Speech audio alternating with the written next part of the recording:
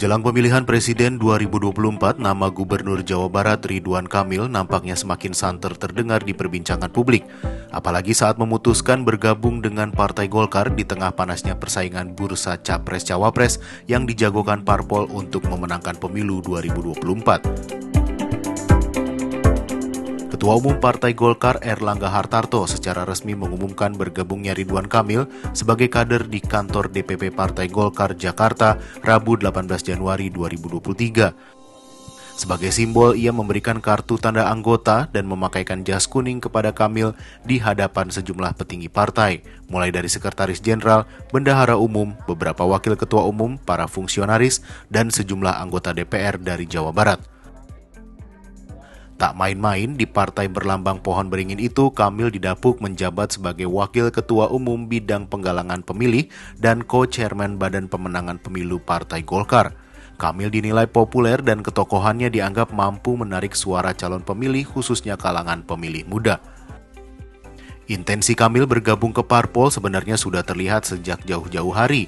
Bahkan sepanjang 2022, ia kerap bertemu berbagai tokoh dan hadir ke acara sejumlah parpol, diantaranya Nasdem dan Partai Amanat Nasional. Namun akhirnya pilihan hatinya jatuh pada Golkar.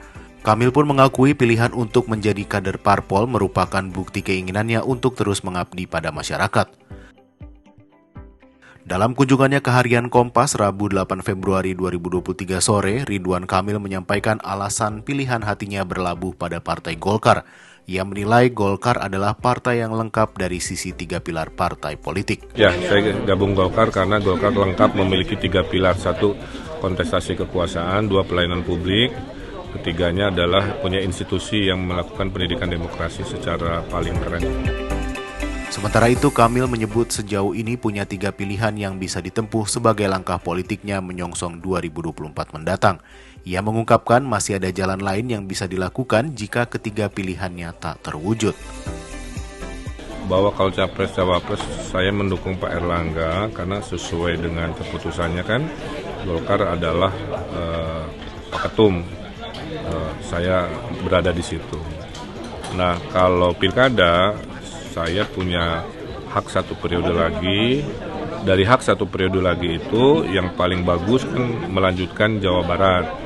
Maka urutan pertamanya itu. Kalau nanti DKI misalnya ada opsi harus disurvei. Kan belum masuk kontestasi nama-nama lain kan. Sehingga belum tersandingkan, belum terilmiahkan. Kalau Jawa Barat udah. Baru opsi ketiganya misalkan masuk sebagai perwakilan parlemen, itu juga satu hak yang bisa dieksersis. Adapun sepanjang 2022, Kamil muncul sebagai sosok yang tak hanya populer sebagai kepala daerah, tetapi juga masuk dalam jajaran Capres dan Cawapres pilihan publik versi berbagai hasil lembaga survei. Hasil survei Litbang Kompas periode Oktober 2022 mencatat elektabilitas Kamil sebagai Capres melonjak menjadi 8,5% dari 3,4% hasil survei Juni 2022.